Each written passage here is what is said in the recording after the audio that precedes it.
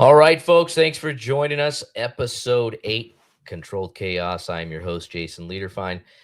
Appreciate again everyone joining us live on Facebook, YouTube, LinkedIn, wherever you're watching from. Appreciate having you here. Feel free to ask questions, anything you want. We will answer them live.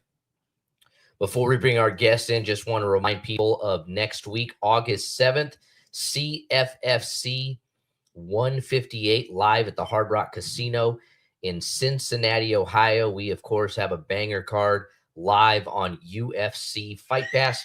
Our first time in Cincinnati, so we're definitely looking forward to being in Ohio. The very next week, CFFC 159 at the 2300 Arena in Philly. We're going to be doing a show the day before the Philly UFC card. So we have an absolutely stacked lineup for that event. UFC executives are planning on being at the event. So we definitely, we just made all main event worthy fights on the card. So that's going to be a cannot miss event if you're in the Philly area. If you're in town for UFC the next night on the 15th, stop by the 2300 Arena to catch CFFC 159 on the 14th at the 2300 Arena. It's 5 minutes away from the UFC, where the UFC is going to be done. So stop on by. And then the very next week on the 22nd, we are back at the 2300 Arena again with our Next Gen series, CFFC Next Gen 4. So we have a lot of stuff coming up in the next 3-4 weeks. A lot of action, a lot of moving pieces, a lot of fights, a lot of stuff going on. So make sure you catch us. You can follow us on Instagram, socials, and we're always live on UFC Fight Pass for all of our main cards. So without further ado, I would like to bring in our guest, Mr. Din Thomas. Thank you for joining us, sir. Thank you for having me. I hope I sound all right. I'm using a brand new microphone, and I've never used this before, so hopefully this it sounds okay. Loud and clear. So wonderful. Perfect. Wonderful. So what I like to do on the show, we like to have interesting guests. We've had a lot of cool people on, and it's really about your opportunity to get to know people that you've maybe seen on TV. If you've watched UFC, you know who Dean is. You hear his analysis, you hear his commentary, you see him on the post-fight shows, the pre-fight shows, the weigh-in shows. You get to see him a lot of places. You also got to see him on Looking for a Fight, which is where I actually met him first, when he came to Memphis, Tennessee for V3 fights and did a Looking for Fights with us. And, he really enjoyed Memphis. And I think we put on a good card that night. We still have people, we got Bobby Moffitt made the UFC that night. Joseph Lowery got on the Contender Series. Puna Soriano was on the card. Tracy Cortez was on the card. So it was a great event. And let's take it back to the beginning, Dean. What got you interested in martial arts? Well, Jason, I didn't want to get beat up.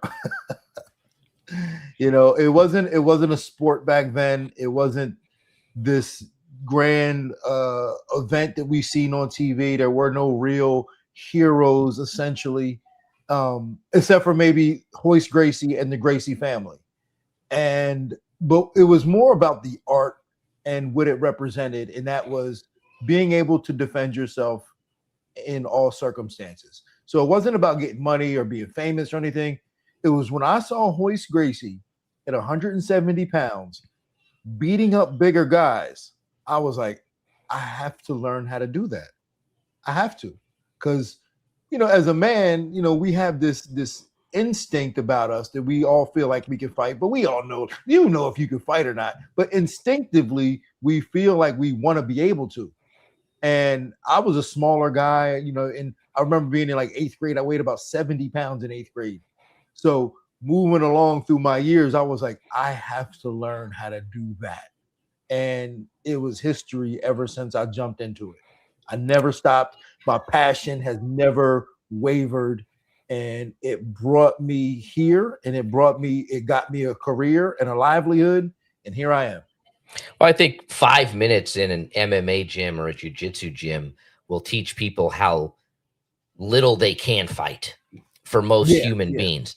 I'm 145 pounds, and there's guys that are 125 pounders that will wreck the average 250 pound man with no training, without breaking a sweat. And in our mind tells us I'm bigger than that guy. I can beat him up. but reality is it's not actually the case. And that's why training is so important. Now, you were actually kind of a standout in some other sports as well. Baseball, football, you did a lot of stuff, but you kind of when I was started. younger, yeah, when I was younger, I played like I'm talking like really young. I played football and I played baseball, and I always thought of myself as a decent athlete.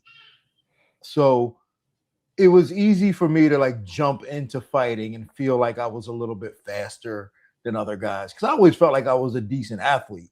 But it really comes down to the technique. It really does. Because like you can be like only athleticism, it's very apparent when guys don't know what they're doing, or like when you're just a heavyweight. That's where it's more apparent. Like when you're really fat, or you're dealing with people that don't know what they're doing. Because, and I've always told this and I use this in my coaching philosophy, is that there are better ways to do things. Like technique is not a finite aspect of fighting. If people go, oh, what if technique is equal, then size and strength matter? I go, well, technique is never equal. Just like your knowledge of any subject is never, you can't quantify it. So there's never equal, or you can't measure technique. So technique is always the difference. So even today, like I'm always looking for better ways of doing things. And I never want to rely on my athleticism. And Jason, I'll tell you this even before we move on. And I think I like took this to offense. And Matt Hume, I don't know if you are familiar with Matt Hume, Demetrius Johnson's coach, the great Matt Hume. He ran one for a long time. We were in Japan in 1998, and I rolled with him. And he said, man, you're a pretty good athlete, but you need to work on your technique. And I took that to heart. Man. And I was like, and I'll never forget him telling me that. And I was like, man, I got to work on my technique. And ever since then, I realized how important technique, learning, and information is to this game. And you can't just rely on athleticism. And I think kind of like you said too, there's no cookie cutter technique for anybody. That's why in a wrestling room, you may have a lightweight coach, a heavyweight coach, a coach that does upper body, a coach that likes to do leg rides, a coach that likes to shoot single legs, a coach that likes to focus on double legs, because there is no, this is what's going to work and this is all you need to work. You have to really break down the science of, okay, you've got really long arms. We're going to focus on something that caters to that.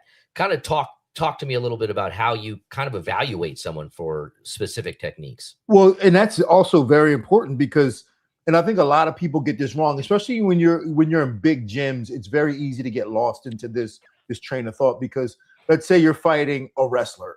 So let's say you're fighting Islam Makhachev, right? And you go, okay, let's just bring in a bunch of wrestlers for you to work with. But Islam has a very specific style of doing things. And if those guys can't do it at his level or replicate what he's doing exactly, you're wasting your time. He's not like, so you can like, and the same thing goes for, and this is where it happens more often. Like when you're fighting a southpaw, and I see this in gyms every day. The guy goes, oh, I'm fighting a southpaw. So let's just bring in a bunch of southpaws. But the reality is that southpaw does very specific things that are unique to him. So if you just bring in a bunch of random guys, like you're not necessarily getting the look that you think you're getting, and you're giving yourself a false sense of confidence, because when you get your opponent in front of you, and if he doesn't step the same way, or he feints a different way, or he throws his punches a little bit differently, you done wasted 8 weeks training with southpaws that have nothing to do with your opponent. Well, I also think little things too, like bringing someone in the same height, someone with the same reach, little things like that get you used to, okay, where's my range at against this guy? A lot of people don't think about things like that. No, and a big case of this was when I was preparing Tyron Woodley. Me and Duke Rufus, the late great Duke Rufus, were preparing Tyron Woodley for Wonder Boy the first time, and I saw the mistake that everybody made toward him. They would just bring in a bunch of tall kickboxers and go, well, Wonder Boy's a kickboxer, so we'll just bring in a bunch of tall kickboxers. But I knew from working with a lot of karate people earlier in my career that they move differently. Karate people move differently than kickboxers. So I knew that. Duke Rufus knew that. So we hired karate people to train with Tyron that had no MMA experience, just so Tyron can get used to that karate look, that bladed stance, the movement. We hired a taekwondo guy from Boston. We brought in some guys from Orlando that just did straight karate. And I was like, all right, as soon as you get in on them, you can stop because now it's pointless. But getting that look in front of you is going to be a lot different than just getting a tall kickboxer in front of you. And there's certain guys that are hard to replicate. Trying to replicate him is almost impossible. His Wonder Boy's striking was so unique and so technically strong that there's not 5 people on the planet that could really replicate him. So that's extremely difficult to do. But talking about the importance of bringing people into camps, and you bring up that point, and it's kind of a thing that Master Laborio's kind of passed down to my coach was, we're not here to put you in positions that you're good at during training. He told me specifically my last fight, it was like, I'm going to put you in bad positions. And I'm like, okay, that's really smart. I didn't really think about that because I'd rather just go in positions I'm good at and enjoy it. But no, put you in bad positions like you did with Woodley. We're going to make you stand up with a guy when you know you want to take him down. And if you try to take him down, then it's over and you're going to stand back up and start getting kicked again. So that's really a great philosophy, right? Yeah, absolutely. And Laborio, I learned so much from him. And I wish I had the opportunity to spend more time today learning from him because, I remember thinking, oh, man, I know a lot. And then when I'm ever around him, he always shows you something different, a little bit different or a little bit better. And he's just so extremely knowledgeable at his craft that, he's a mess at times, though. I love him to death because he's a mess, but he's so good at what he does. Whenever you're around him, you pick something up from him, whether it's a saying, a phrase, a different way of looking at something, a new technique. But you can't be around him and not pick something up from him because he's just such just this big whirlwind of energy and positivity and knowledge. And you always get something from a guy like Ricardo Laborio. And positivity, that's something that even if you don't pick up a single technique from him that day, he's going to tell you something positive or tell you something that makes you check your ego or remind you why you do it and make you say, I value being here now because now I remember why I'm here. And that's such a positive. And you've expressed that. You've showed that about checking your ego, learning new things, because there's a lot of guys out there that you can't teach anything to. They're the best. I have a hard time working with a lot of professional fighters that are already established, just because they come to me not because they want to learn, but they want me to reaffirm them of how good they are. So they want me to just like sit in a room and watch them and just tell them how good they're doing things. And for me, I'm like, well, okay, you're doing that good, but there are probably like 5 other ways that you could do it based on the circumstance and the context of why you're using this. So I have a hard time working with a lot of older fighters that think they know everything. Because they think they know everything. And you don't realize that until it's too late for them. It's going to be too late for them. And then they're going to try to pick up a bunch of new tricks and it's going to be a little too late. If you want to see frail egos, go into most MMA gyms. And you will see guys that as soon as you criticize them, they only want to work on what they're good at. They never want to be vulnerable. And when you're not vulnerable, you don't grow in this sport. Yeah, MMA gyms, it just attracts a certain type of person, a type of person. And I think, I think for the most part, like I said myself, like I didn't want to get beat up. I didn't want to get bullied. So I think it attracts people that may have been either bullied or have been misfortuned in life, or just been through different setbacks in life, and they're using MMA as a way to grow out of it and be positive about it. But it doesn't necessarily fix the problem. But it also allows you to see how fragile and frail their egos are, because when they lose fights or when something doesn't go their way or you criticize them for something, then it really comes out. They're like, they don't have a healthy ego. And this is something that they need to get, because it's a big thing in MMA now. It's like when they retire, or what do they do when they retire? Well, when they're fighting, they need to be working on these things so that when they retire, their ego allows them to move on. That's why they can't move on, because they've had this unhealthy ego their entire career, that when their career is over, now they're having a hard time moving on. You have to be able to move on, and they can't. And a lot of guys struggle with that. Yeah, absolutely. I mean, we see it a lot. We've seen guys get in trouble. You know, they're trying other ventures, they're trying things, and they're failing because they didn't plan before. Now they're trying to, drink water through a fire hose at this point. So let's take it back a little bit. Well, hold on, just to add to that, is like, and they go, well, I wanted to put all my eggs into this basket of being a successful fighter. You need to, for sure, but when you're not doing that, most of these guys are playing video games or goofing off. Like, instead of playing video games, find other passions that you can perhaps move into when you get done with fighting, because you can still put the same amount of energy into your fighting career, and still be able to pivot into something else as well. It's not all, you don't have to put, you're not going to be unsuccessful just because you're doing something else.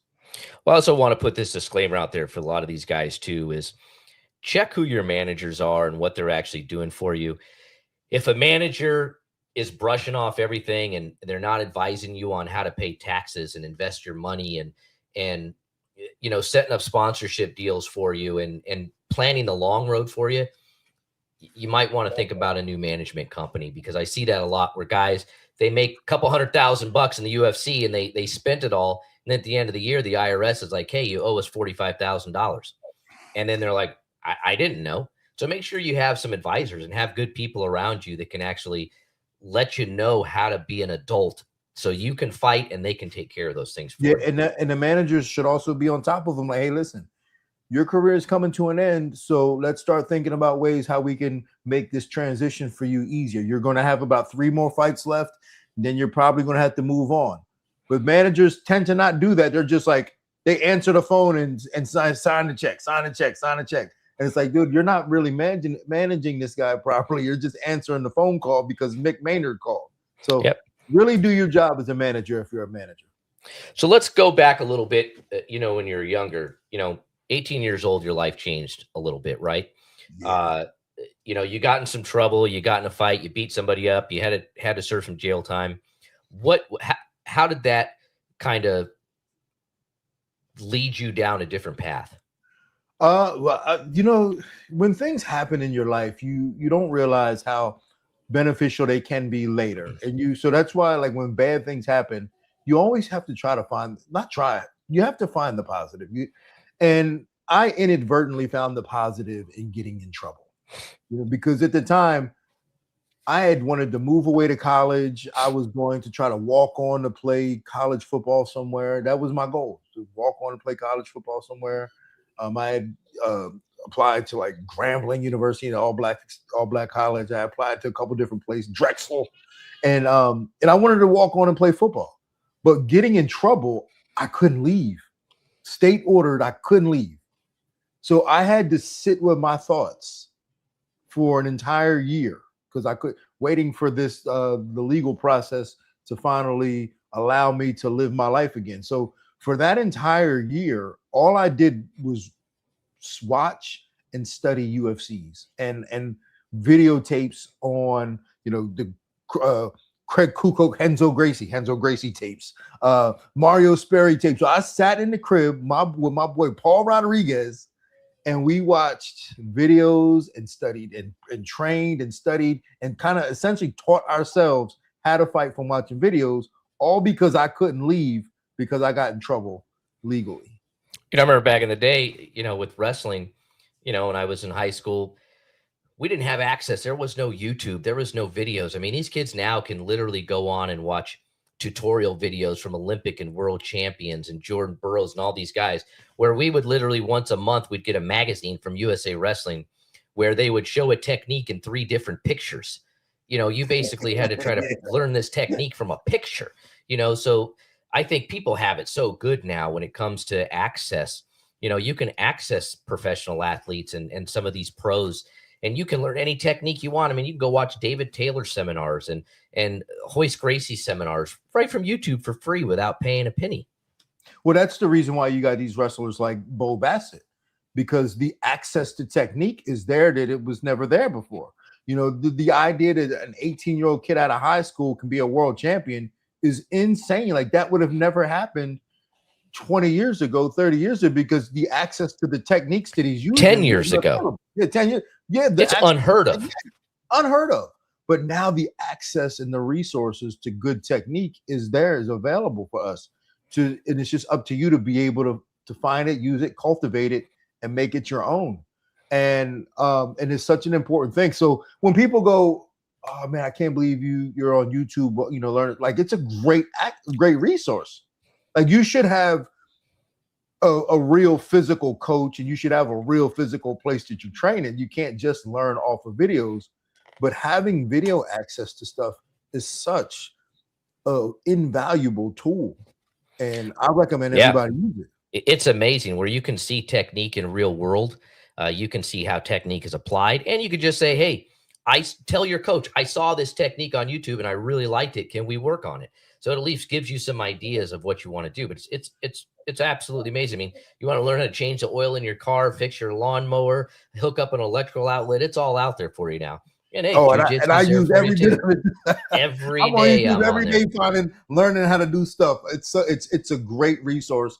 Our technology is a double-edged sword, though. Like, it's a great resource for learning and just staying fresh, but it's also detrimental because you can go down these rabbit holes of where you're just on there goofing off all day. So I have to check myself. I check myself, Jason. I'm like, yo, get off the internet. All day. So let's start focus a little bit about your MMA career. A lot of guys don't realize how tough of an MMA career you had, and the importance of some of the wins you had. What's kind of a fact I don't think a lot of people understand is you've beaten multiple UFC champions. You beat guys that didn't lose again until after they were champions. Jens Pulver, you beat him in his next fight that he wins like 7 in a row with becoming a UFC champion. You beat Matt Serra, who has one of the greatest upsets in UFC history over George St. Pierre. So you had a highly successful career. Your UFC debut was against prime BJ Penn. BJ was the best BJ ever. I made BJ. You know what I'm saying? I'm the one who put him on the map. Him knocking me out, put him on the map. There were not guys lined up to fight BJ Penn. Yeah, there was not a lot of guys like, oh yeah, I want to fight this world champion, youngest ever black belt world champion ever that's killed everybody. Yeah, I'll fight him. No, nobody was signing up for that. No, I was all for that, man. I thought I was gonna knock him out, man. I was like, yo, this is easy money for me because I was like, he's a jiu-jitsu guy. I'll fight that dude any day of the week. But the reality was, like, I was actually supposed to fight Genki Sudo, and he got hurt and he pulled out a few weeks in advance, and then I ended up fighting BJ, and we all know what happened with that. But yeah, and that's why it was easy for me to retire, because I'm very proud, not just content, but I'm very proud of the career that I had. People can look at my career and they might say, oh man, you never became champion or da da da da da. But I'm very proud of the career that I had, given the resources that I had. Like, I didn't have all these resources that these young kids have today. I didn't have no performance institute. I didn't have guys like me telling me how to govern my career. Like, I was making it up as I went along, making decisions, hoping it was the right one. Taking fights, just like, yo, I'll fight him. Hurt, injured, training where I can, doing whatever I could in order to make. So when my career was over, I was very proud of it. I was like, yo, I had a great run. And I appreciate all of it. So there was no need for me to feel like, oh, I want to come out of retired. I have unfinished business. I did all I could do in the sport, and I'm very proud of that. And you talk about the wins. I fought 5 guys that are currently at some level in the UFC's Hall of Fame. So I'm very happy with what I've done in my fight career. And it obviously propelled me to doing more things and helped me get out there to do more. So very happy with that. I mean, you had a fight with Kenny Florian. The guy fought for 5 UFC belts. You beat, Clay Guida. I mean, you fought Uno. You fought all these guys, the absolute best of the time. And like you said, there wasn't state-of-the-art gyms and facilities at the time when you were training. I mean, you're training with other guys that aren't even UFC-level athletes at the time, where now you can go to a UFC gym, or you can go to an American Top Team. You can go to a Jackson Wink. You can go to all these places, and there's 50 UFC guys in there. So you're training with the best of the best. You didn't have that opportunity back then, and you still excelled. No, I didn't. Again, and like even at the whole like, and timing is everything. So when I first started, it was, I'm training with my buddies, in wherever we can. When I'm first started, like I'm fighting in Japan. I'm going to Japan training with my buddies. Like I had a dude who was a hockey player, and I would teach him moves just so he could be a sparring partner for me. And I fought Uno on that. So, that's the way my career was. And then as I got older, things changed. And as my career progressed, things changed. But all the whole time, like even when I was fighting in the UFC, I'm still like running kids classes. I'm like running after school programs fighting in the UFC because I had to. And it was there was no money there. Yeah, there was no money back yeah, then. it was a money issue, but it wasn't like I was complaining about the money. It's just what it was. You know what I'm saying? It wasn't like I wish they paid me more. It's just what it was. It was, oh, I got to work all week. I'm going to train it when it's over with. I need the next week off because I have to fight. It's just what it was. And it wasn't for me like, oh man, they need to pay us more money, these boxers. No, we didn't complain about that. We were just like, dude, this is what it is. This is what the sport is. And so getting to fight in Japan, mm-hmm. to me, I mean, that's like the pinnacle of getting to fight because the fans are so loyal and so invested in it. We just saw Ryan Cafaro go over and fight in Japan, and he was taking pictures with people, and the camera showed there was 100 people in line waiting to take pictures with Ryan Cafaro. You take Ryan Cafaro to a UFC event, and no one's going to want to take a picture with him or know who he is. Or most of the athletes on the UFC roster, they don't. They're fair weather fans. Where Japan, they're like, that guy's on.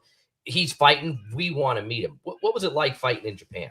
Oh, Japan was great. It was different then. I first went to Japan in 1998, and I used to go regularly up until like 2008 or so when they stopped bringing us over. But fighting in Japan has always been great, and it was an amazing experience to be with those fans. Like you said, they're so loyal. The one thing that hasn't changed about them is their loyalty and their appreciation for fighters that really give it their all. Because I went to the Rising show, this last New Year's show with Shorty Torres, and I cornered him. He lost the fight. It wasn't even a great fight, but like you said, when the fight was over, he went out into the lobby and he took pictures for 2 hours. The line to take pictures with him lasted 2 hours, and I'm standing there watching this guy take pictures. He lost his fight, and he still took pictures for 2 hours.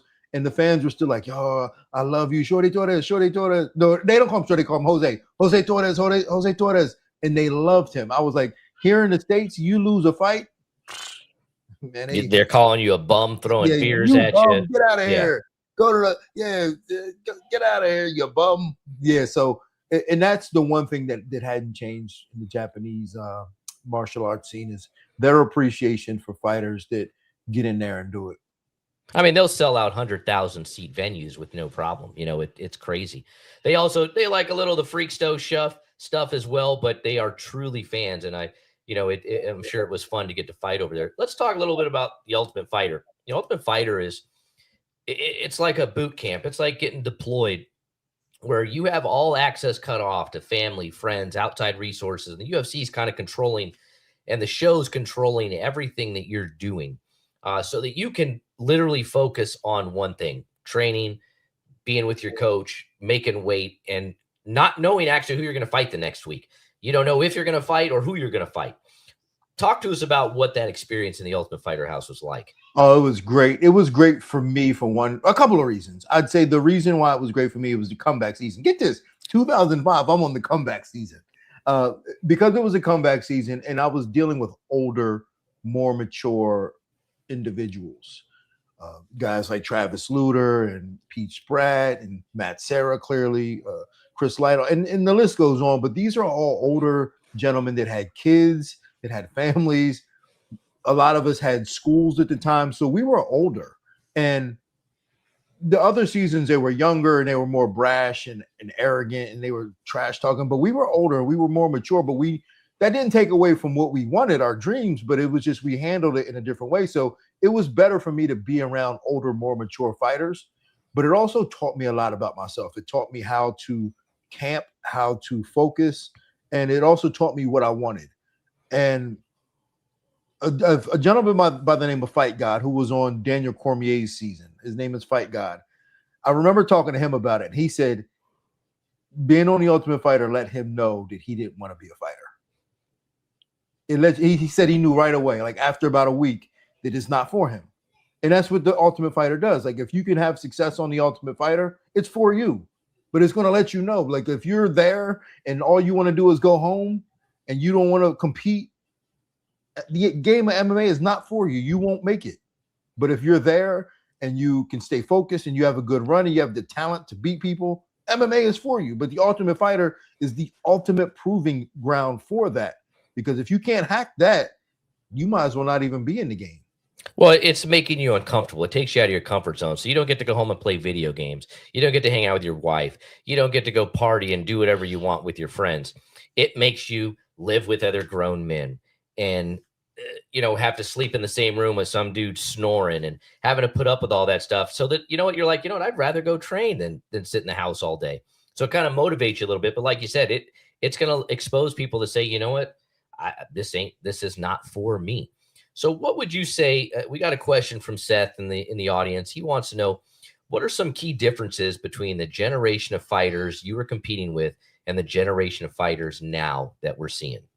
Well, I think inherently, because the money is different, the resources and the level of stardom is different, I think inherently we were different because we were fighting for the love of it. Because our number one goal when we first started fighting was who's better. So that's what it was. It was like, I'm going to fight to see if I'm a better fighter than this guy. And that was it. No questions asked. Am I better than you? But now because there's money and fame and people are trying to strategically place themselves in better positions for money and more fame, they don't necessarily care if they're better or not. They're more on the lines of, I'm going to avoid this guy because this is a better matchup for me. So I don't want to fight now. I'm going to pretend like I'm injured now so I don't have to fight this guy so that maybe in 2 months I'll get this fight. Hopefully that happens. So it's different now. So I think just because of the money and the fame, it changed the way fighters approach the game.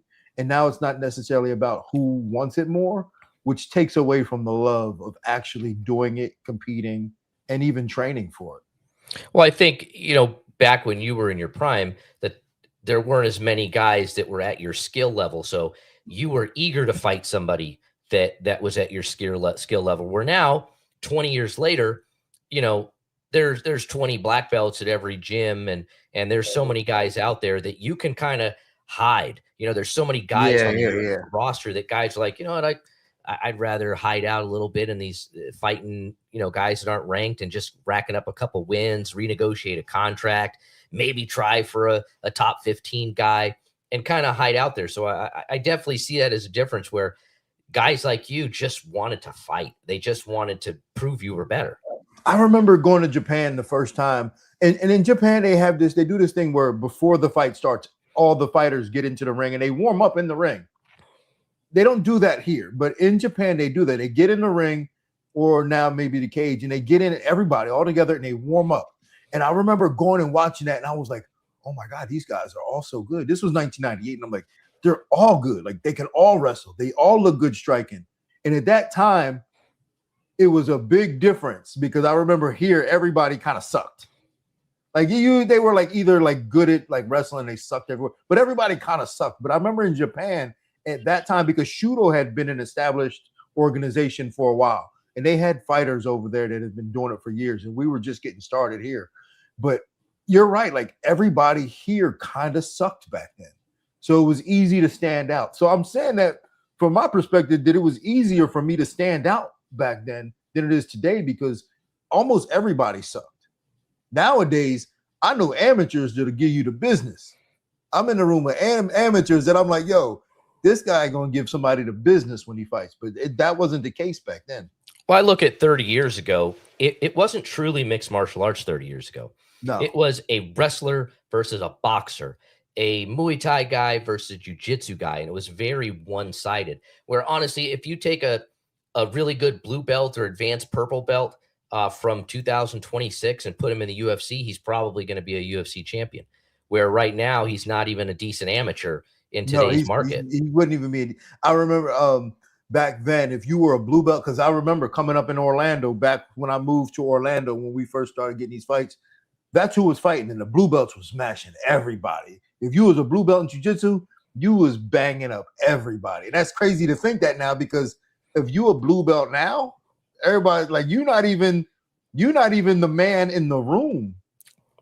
Not even close. You're not even like you just getting started. You just now able to take the go live classes. Yep.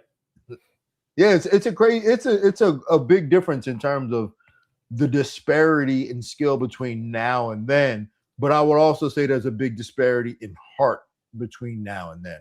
100%. Yeah, because we weren't as good skill wise. Those guys had a lot of heart. Like nowadays, don't have a lot of heart. They, again, because they're in the fight world, and even maybe in jiu-jitsu as well, but because they're can kind of strategically want to place themselves into these positions, that I feel like it affects their courage. And it's easier for them to be like, I don't want to fight this guy. No, I don't want to fight this guy. I look back at, I started the Tennessee Martial Arts Hall of Fame, and I inducted the very first guy. His name is Dave Ferguson. And he was fighting on a card in like 1999. He weighed, I think, around 185. He's a middleweight. Dan Severn was on the card, and Dan Severn's opponent pulled out. And at the last minute, an hour before the show, they said, hey, Dave, would you fight Dan Severn on an hour's notice, giving up about 60 pounds? And he did. He got his butt kicked by Dan Severn, but he did. And that's something nowadays, we see guys miss weight by 1/10 of a pound, and guys are saying, no, I'm not going to take the fight because this guy missed weight by 1/10 of a pound. Where in 1999, dudes were willing to fight the ultimate champion, giving up 60 pounds on an hour's notice. Completely different. And the same thing happened to me at the Ybor City Valet Tudo back in 1998, 1999, whatever year it was. Same thing happened to me. I was supposed to fight a guy at 155 pounds. He never showed up. The only opponent they had was a 215-pound football player from Bethune-Cookman. They asked me if I'd fight him. I fought him. I beat him, and they gave me $30 for gas. Nice. But you got the experience, and you got to do it, and you got to say you won. And it gave me so much confidence moving forward. It gave me, because again, like I started the show with that. Started the show with, like, I didn't want to get my ass kicked, and I had to learn how to do it. But the only way that I knew that I could do it was to test it. And I had the plenty of opportunities to test it. And that's what my career was for me, was testing it. Does it work? Can I pull this off? Can I beat this guy? Can I stay safe from this guy? So even the fights that I lost, for the most part, at least for me, I'm like, yo, I stayed safe. I walked out. I might not have got my hand raised, but I ain't getting knocked out like that, except for BJ. But like, I stayed safe. So like, I consider that at some point, at some level, a victory for me. Well, and that's a huge thing that people don't understand, is even in a loss, if you went in with a game plan, you followed your game plan, but it didn't work, you still learned something extremely valuable, because you got real world experience getting to put something into play and say, you know what, it didn't work like I thought it would work. So let's work on this more with your coaches. And if you're willing to learn and take that, but I've also seen some guys, they get their first loss and it destroys them. They're never the same again because their ego just can't take it. Well, their ego can't take it, and then they surround themselves with the wrong people too. And me and Rashad Evans was talking about this the other day, that, not only does the MMA attract a certain type of competitor, but it also attracts a certain type of leech that wants to attach themselves to competitors. And those leeches get around the competitors and they tell them all type of things. Oh, you are so great. You should be getting this. You should be getting new cars. You should be getting this much money, so on and so forth. And then that athlete starts to believe it. And then when they take that first loss, now they're like, oh no, I let everybody down. Oh no, no one's going to like me anymore because I lost. Oh no. And then those same leeches, they start to disappear. After they done pumped them up, they disappear, move on to the next guy. And it's just, So for fighters, you got to be around people who understand your process. They understand your process, understand why you love the sport, and it's okay to take a loss. It's not that big. It's not the end of the world. You can fight again. 100%. Yeah. 100%. A loss in MMA is not like boxing, where these boxers have to be 44-0 to make serious money. A loss in MMA shows that you took tough challenges, because when I see somebody that comes in and they're undefeated, one of the first things I do is I look at their strength of schedule. And I'm like, okay, yeah, you're 9-0, but your opponents are 14-72. You're not really 9-0. Not that good. You're just not. And we see it on the Contender Series all the time, where guys are now protecting their records so that they can get on the Contender Series. I'm one fight from the Contender Series, or I'm one fight from the UFC, so I'm going to take safe fights. Well, if that works and you actually get called up, it's not going to work out well for you, because the UFC doesn't say, who would you like to fight? Would you like to fight this person?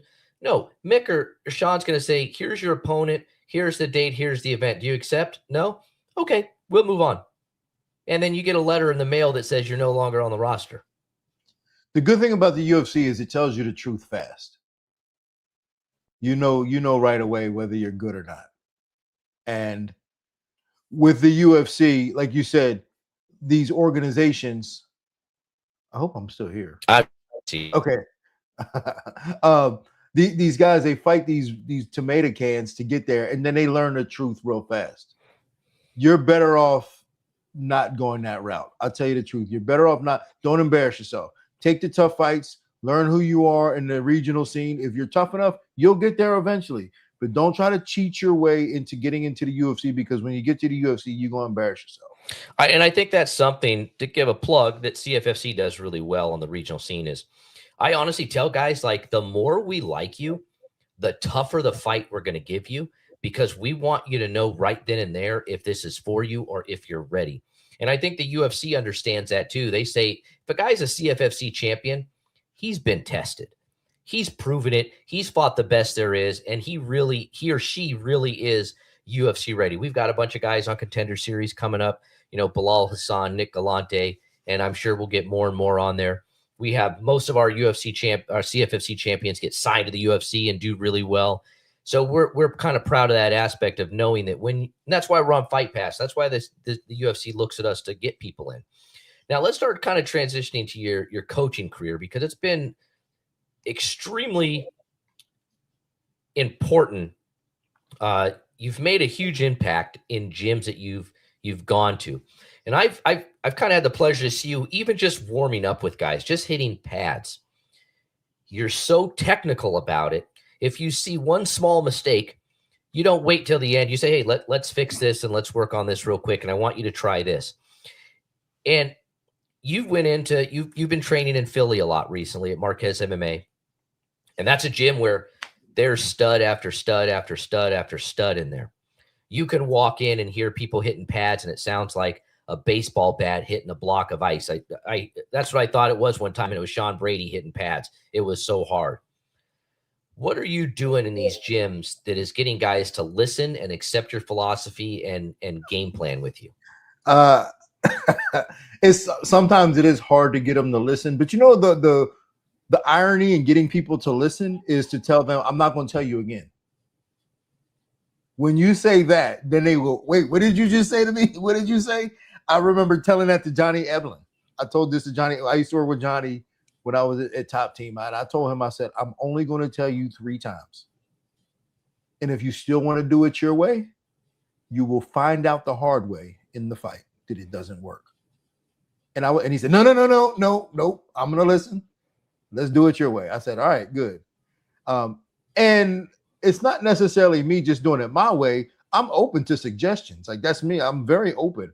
I like to communicate with my athlete to make sure, because if I tell them something and it doesn't really resonate with them, they're going to hesitate. So I want to make sure that we meet in the middle somewhere. I like to think of myself, and I've been a big fan of like Rick Rubin lately. I've been following, and I feel like I'm like the Rick Rubin of MMA. I'm really good at like finding where guys are good at and just really leaning into that, or finding where guys are bad at, fixing those little things. And so I'm good. I'm better one-on-one than I am in like the big room. In the big room, I just kind of goof off with John Marquez. But when I can really zero in on a fighter, I'm really good at going, man, let's really lean into that because you're going to really win a lot of fights with this. So let's lean into that.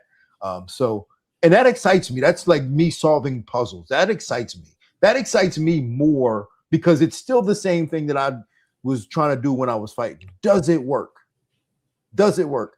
And now I don't have the physicality to do it myself, but I use these other guys to test it. You know, does this jab work better than that jab? Can we set up the right hand this way? And does that work better than this way? So that's my process, man. I love doing that. And I'm just so happy that John Marquez has, you know, really cultivated this gym of killers that are willing to try these things. Well, and you talk about that because there's a lot of people in the fight game. There's a lot of people that are black belts, but the UFC specifically brings you in to literally do this on live broadcasts and break down fights. You know, Daniel Cormier and Joe Rogan and Paul Felder, they ask you, what should this guy be doing? What should this girl be doing? What do they need to do? What's the path to victory? And you're able on live TV during a performance to break down exactly what is needed by an athlete to win the fight. How do you do that? I don't know. It's just, I've been doing this so long, and I think a lot of it has to do with my upbringing. So while as a fighter, I didn't have like all these coaches over me in the beginning. So I had to teach myself how to fight, and I had to teach the people around me how to fight so that they could be training partners for me. So this whole time in my career since 1995, I've been teaching people how to be better at the sport. So, and then, you know, when you have to teach 5-year-olds how to do it and women how to do it, like you just learn how people learn and learn what makes them better. So when I'm watching these fights, it's just very apparent to me, oh, if he would step to the left an inch more, he would land that punch. It's very clear to me. So when I'm watching, it's almost, I can almost see everything somebody needs to do in order to win. Sometimes I look at a fight and go, man, this guy is just so outmatched. There's nothing he can do because he's just so far at a disadvantage. But for the most part, even when you're at a disadvantage, there's always something that you can do to win. And it's just very easy for me to see that because I've been making people better at fighting since 1995. Yeah, and, you know, it's funny, always funny when I see you do that analysis during the fight and the guy does what you say and it works. You know, I've also said if you see Din Thomas in someone's corner and you can't beat that guy in the first round, Dean's going to tell his guy what adjustments to make perfectly, and if he listens, he's going to win. So don't let it go to the second round if you see Din Thomas in somebody's corner, because he's going to game plan better than anybody else.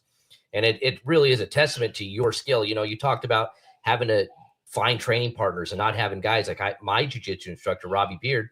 When he was started jiu-jitsu, there was no black belts in this area. There was nobody to train with. He had to fly to Florida every single week to train with Laborio for 2 or 3 days. And then they would fly back. They would 2 white belts, blue belts working out with each other until they flew back the next week and did it for years and years and years before they became black belts. And people don't get how good they have it now that you can walk into a jiu-jitsu gym and there's 10 black belts there. That wasn't the case in 2000. And not only do they not realize how good they have it, they're almost disrespectful towards it, as if it's like they're entitled to that. Like that's a great word to use. That's exactly what it is. Like, you know, I'm 45. You know, I came up when a black belt entered the room. You stood up on your feet and bowed to him. You know, to show that respect to him. Now guys call black belts by their first name and jump on their backs and mess around and not realize like how much time and energy and effort that person put in to get that belt. I think the jiu-jitsu belting system is by far the most legitimate ranking system in sports. Obviously, wrestling doesn't have a rank system. You just have your skill. But the jiu-jitsu system for ranking people with belts is legitimate. You take a purple belt, and he can probably, with his bare hands, kill 99% of the population on Earth. That's how skilled and good they are. And there's a level of confidence. And I think police officers should all be blue belts. I think there's a need for it. What would you tell someone listening right now that's thinking, hey, I want to fight? What's the path that you would tell them to take? I would say the first path is to find whatever martial art you can find that you like the most, so that you can start to build a game around something that you love. So if you're like, nah, I don't really like jujitsu, I don't like that close proximity, I don't like that, I want to start striking. We'll get into a striking gym. That's fine. Are you a better boxer, Muay Thai, or you want to start doing some type of kickboxing? I'd say start there. And then as you develop that, just your natural curiosity to being a better fighter will allow you to do those things that you avoided in the beginning. Because what'll happen is, like, let's say you didn't like grappling at first and you loved kickboxing. Eventually you're going to be like, yo, in order to stay kickboxing, I'm going to have to be able to keep these guys off me. So I have to learn how to wrestle. And then you'll learn how to wrestle. And then eventually you'll go, you know what? Choking people might actually be kind of fun. I'm going to have to learn jujitsu.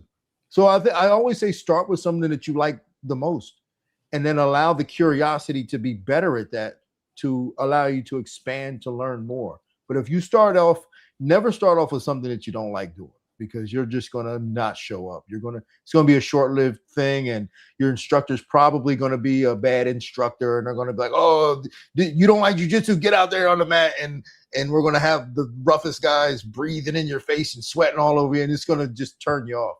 So start with what you like first, get good at that, and then just expand from there. I mean, it took me 23 years to put a gi on. You know, I was a wrestler. I never wanted to put a gi on. I never did it. And I finally got in a jiu-jitsu gym and I put a gi on and I was like, I kind of love this. Now you don't take it off, huh? Now I freaking love it. I don't want to do no gi at all. I just want to do gi jiu-jitsu, because obviously when you get older too, I think gi helps. And I think also, even if you don't want to fight, we have a program in Collierville. I know one of the local gyms, they do like a 40 and over class for like guys that are just looking to get in shape. They're not trying to compete.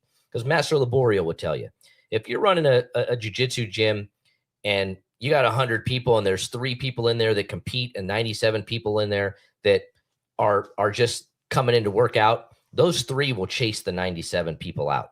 They're going to say, I don't want to be in here. This isn't fun. I just wanted to warm up. I wanted to learn some moves. I wanted to roll a little bit. And I got these 3 guys that beat the hell out of me every time they're my partner. And it's not fun. And I don't want to be a part of it anymore. So don't cater to the guys with the ego. Cater to the guys that want to actually learn and enjoy the sport. So it's important to get on the mat, try what you're uncomfortable with. Also, let's talk about not just the training aspect, but all the other things: diet, weight cutting, peaking at the right time. What's your thoughts on that? I mean, everybody's going to be unique and a little bit different. And I think that has to do with lifestyle, upbringing, all those different factors. So when I'm dealing with someone like Jillian Robertson, I mean, she trains all year. Like, it doesn't stop. Like, in fact, after fights, we take a week or 2 off, and then it's just right back into what we're doing. And our schedule never changes, really. So, so her to peak is not a thing for her. It's just making sure that her game plan is right and she's not making mistakes. Now, which was very different from someone like Tyron Woodley, who never trained when he didn't have a fight. You know, he was off doing other things in life.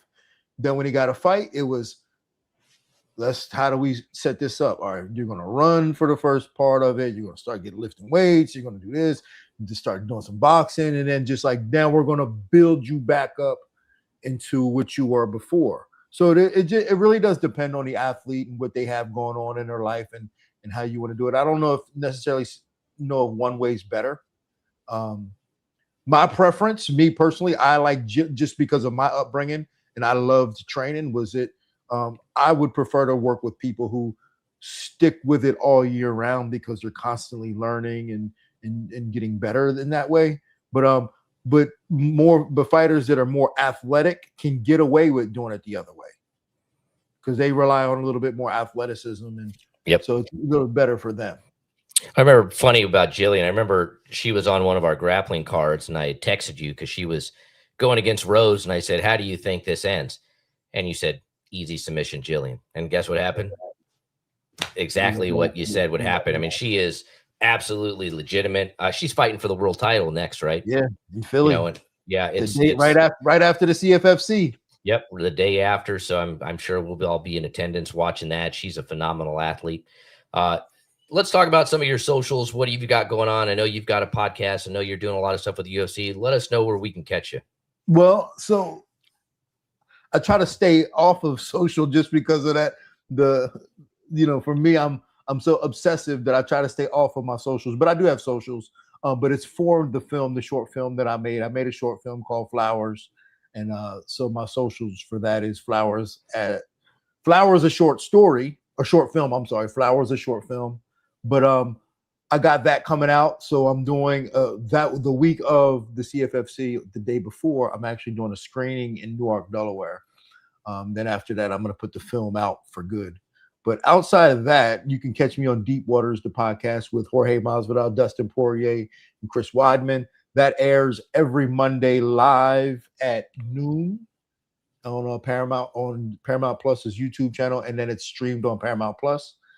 And then, I'm working with the UFC a lot, man. I'm booked all year, almost every weekend. So my days are just filled up with fighting stuff, talking about fighting stuff, training stuff. I should be at the CFFC on the 14th.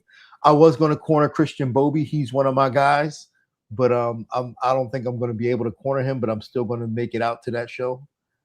So CFFC is one of my favorite shows in the world. I'll get you licensed if you need to corner. Yeah, I think So CFFC is one of my favorite shows and one of the shows that I frequent as much as I can.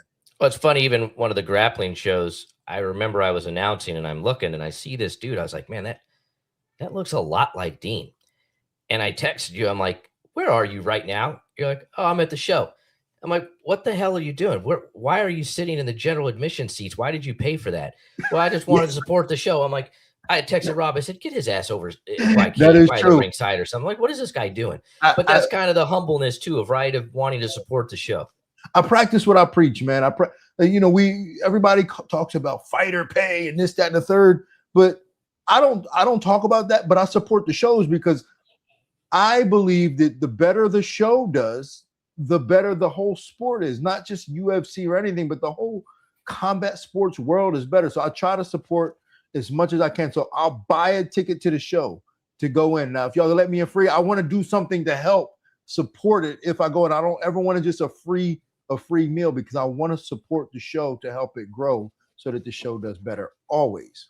Well, we always love having you do commentary, post-fight interviews, cornering guys. You're up in Philly all the time. You from Delaware, so you've got people local to you. So we always love having you.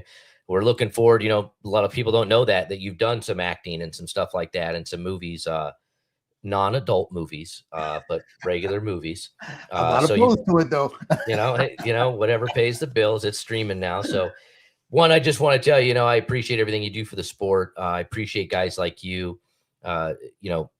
The philosophy, like you have Master Laborio's philosophies when it comes to humbleness and respect and everything for this sport.